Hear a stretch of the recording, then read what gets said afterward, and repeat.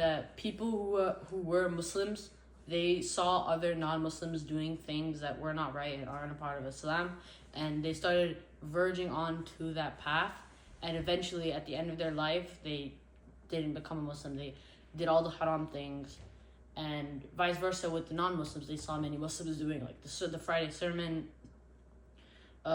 They were doing prayers. They saw like masjids, all these gatherings, Eid, Ramadan, and slowly and gradually they verged onto the right path until before they died they were a Muslim.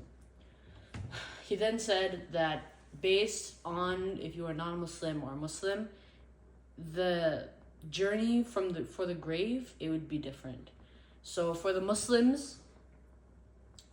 you die and everything would happen. The burial would happen, and then your soul, it would come up to the throat, right here, and it'd be like a gurgle. Like he referenced saying like, I think it was a surah, gharghar, which is like, it sounds like gurgling.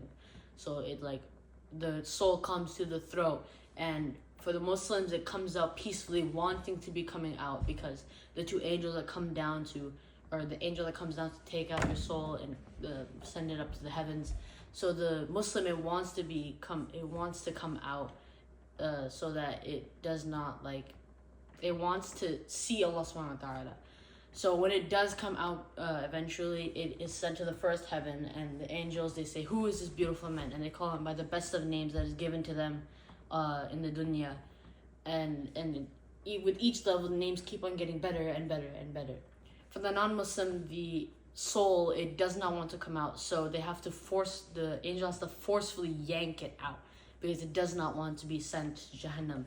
So it's yanked out like completely and terribly, and when it is sent to the first heaven, they say, who is this terrible person? And they call him by the worst of names given to them on the dunya, and then they're immediately thrown back into the body. They're not like slowly poured in, they're like thrown into the after this, the two angels come and they ask a question, who is your Lord? The Muslim will say, Allah subhanahu wa ta'ala. Who is your Lord? Allah subhanahu wa ta'ala. Who is your Lord? Allah subhanahu wa ta'ala. For the non-Muslims, for each of these questions, they will say, I said what the people said. I believed what the people believed. So for the first question, who is your Lord? They'll say the same thing. The second question, who is your messenger? Who is the last messenger? They'll say, I said what the people believed. And then, what is your religion? I said what the people believe. For the Muslim, the first question, who is your Lord? Allah subhanahu wa ta'ala. Who is the last messenger? Prophet Muhammad sallallahu alayhi wa sallam. And what is your religion? Islam. After which, based on the question that you answered, your grave will either expand to the widest it can be, so you have as much room as you can, or the grave will shrink and crush you. It was nicknamed Hug of the Earth because it made your rib cages interlock.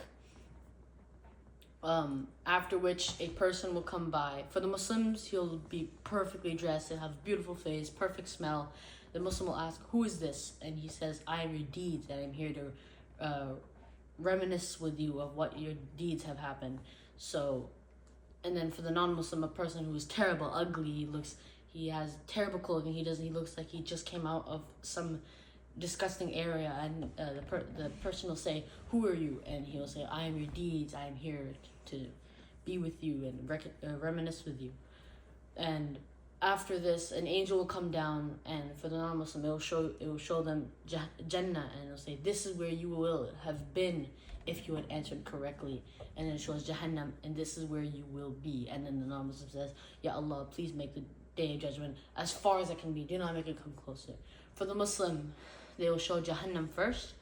The angel will say, this is where you would have been if you had answered incorrectly, and the Jannah, the area where they will be, because it's already reserved for them.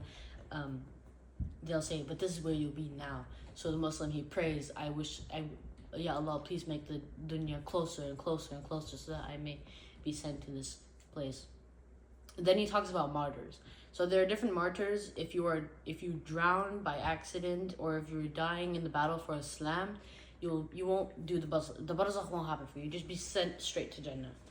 And then that's pretty much it.